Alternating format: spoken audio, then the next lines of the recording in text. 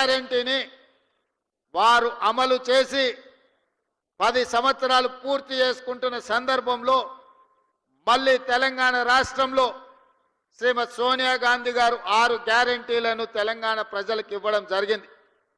3 తారీఖు నాడు ఫలితాలు రావడం, 7 తారీఖు నాడు అధికారాన్ని చేపట్టడం, డిసెంబర్ 9 తారీఖు నాడు శాసనసభ సమావేశాలను ఏర్పాటు చేసుకొని మొదటి రోజే ఆర్టీసీలో ఆడబిడ్డలకు ఉచిత ప్రయాణం, అదేవిధంగా పేదవాళ్ళ ఆరోగ్యాన్ని వాళ్ళ కాపాడాలని రాజీవ్ ఆరోగ్యశ్రీతో 10 లక్షల రూపాయల ఉచిత వైద్యాన్ని కార్పొరేటు వైద్యం అందించడానికి మొదటి రోజు శాసనసభ సమావేశాలలో మనం నిర్ణయం తీసుకోవడం జరిగింది. ఈ డిసెంబర్ మొదటి వారం మొత్తం విజయోత్సవాలు, మనం సాధించుకున్న విజయాలను స్మరించుకొని సంవత్సరం పూర్తి చేసుకుంటున్న సందర్భంలో రాబోయే సంవత్సరానికి మనం భవిష్యత్ కార్యాచరణను కూడా ఈరోజు నిర్ణయించుకోవాల్సిన అవసరం ఉన్నది. మిత్రులారా, ఈరోజు ఆలోచన చేయండి. హైదరాబాదు నగరం అంటే తెలంగాణ రాష్ట్రానికే కాదు, ఈ దేశానికి ప్రపంచానికే ఒక ప్రత్యేక గుర్తింపు ఉన్నది. ఇవాళ అమెరికాలో సిలికాన్ వ్యాలీలో ఇంజనీర్లు ఉన్నారు అనంటే, సిలికాన్ వ్యాలీ నడుస్తుంది అనంటే, ఈ హైదరాబాదు నగరం తెలంగాణ రాష్ట్రంలో చదువుకున్న నిరుద్యోగ యువకులు ఇంజనీర్లుగా మారి అమెరికా లాంటి దేశాలను సాంకేతిక నైపుణ్యంతో అభివృద్ధి చేస్తున్నారంటే అందులో ఈ హైదరాబాదు నగరానికి ఒక ప్రత్యేకమైన స్థానం ఉన్నది. ఇదే కాదు, ఆనాడు శ్రీ రాజీవ్ గాంధీ గారు ఈ దేశం యొక్క భవిష్యత్తు మారాలి అనంటే కంప్యూటర్ యుగం రావాలి, 21వ శతాబ్దంలోకి వేగంగా అభివృద్ధి చెందాలి అంటే ఈ దేశం యువతకు కంప్యూటర్ని పరిచయం చెయ్యాలి అని ఈ దేశానికి కంప్యూటర్ని రాజీవ్ గాంధీ గారు పరిచయం చేసింది. వారి నేపథ్యంలోనే ఆనాటి నేదురుమల్లి జనార్దన్ రెడ్డి ఉమ్మడి రాష్ట్ర ముఖ్యమంత్రి గారు మొట్టమొదట హైటెక్ సిటీకి శిలాఫలకం వేస్తే, ఆ తర్వాత వచ్చిన చంద్రబాబు నాయుడు గారు హైటెక్ సిటీని నిర్మించి ఐటీ కంపెనీలను వారు తీసుకురావడం జరిగింది.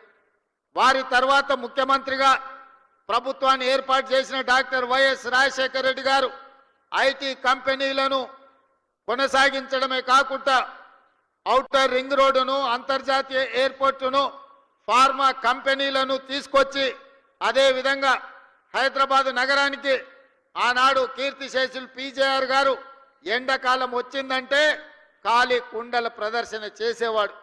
ఈ నగరానికి తాగునీటి సమస్యను శాశ్వతంగా పరిష్కరించాలి అని వారు బతుకున్నంత కాలం పి జనార్దన్ రెడ్డి గారు ఈ నగరంలో పేదల కోసం కొట్లాడి, వారి పోరాట ఫలితం కృష్ణా నుంచి Krishna phase 1, Krishna phase 2, Krishna phase 3 తాగు జలాలను తరలించడమే కాకుండా గోదావరి జలాలని నగరానికి తరలించిన చరిత్ర కాంగ్రెస్ పార్టీ.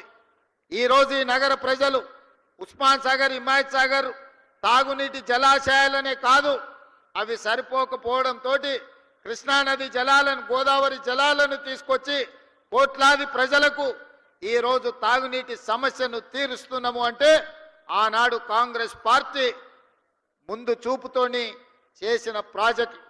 అవే కాదు, ఈరోజు మనం చూస్తున్న ఈ నెక్లెస్ రోడ్డు కానీ, అక్కడున్న ఈ ఫ్లైఓవర్లు కానీ, లేకపోతే ఆ బుద్ధుడు కానీ, లేకపోతే ట్యాంక్ బండ్ మీద కట్టిన గొప్ప మహానుభావుల విగ్రహాలు కానీ, ఆనాడు ఎన్టీ రామారావు గారు, కోట్ల విజయభాస్కర్ రెడ్డి గారు తీసుకున్న నిర్ణయాలు ఈరోజు ఈ నగరం ప్రపంచంతోనే పోటీ పడే విధంగా అభివృద్ధి చెందింది.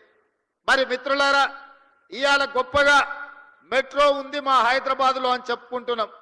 ఈ మెట్రోను హైదరాబాద్కు తీసుకొచ్చింది కేంద్రంలో అర్బన్ డెవలప్మెంట్ మంత్రిగా శ్రీ జైపాల్ రెడ్డి గారు విశేషమైన కృషి చేసి కేంద్ర ప్రభుత్వం నుంచి అనుమతులు ఇవ్వడమే కాకుండా కేంద్ర ప్రభుత్వం వందలాది కోట్ల రూపాయల నిధులు ఇస్తే ఆనాడు డాక్టర్ వైఎస్ రాజశేఖర రెడ్డి గారు ముఖ్యమంత్రిగా ఉండి ఈ నగరానికి మెట్రోను తీసుకొచ్చి ఇవాళ ప్రపంచంతోనే పోటీ పడే విధంగా ఇవాళ అభివృద్ధి చేసినాం.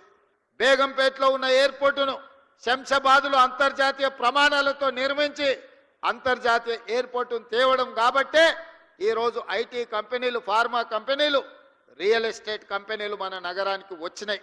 అందుకే ఈరోజు ఈ నగరం ఈ తెలంగాణ రాష్ట్రంకు వస్తున్న ఆదాయంలో 65% ఆదాయం రాష్ట్ర ఖజానాకు హైదరాబాదు రంగారెడ్డి జిల్లాల నుంచే వస్తుంది అనంటే ఆనాటి ముఖ్యమంత్రులు ముందు చూపుతోటి ఈ రోజు ఈ కార్యక్రమాలన్నీ చేపట్టింది కాబట్టి ఈ నగరం అభివృద్ధి చెందింది. మరి మిత్రులారా, ఈరోజు మీరు ఆలోచన చేయండి. గతం గొప్పగా ఉంది, గతంలో చేసిన వాళ్ళు బాగా చేసిరు.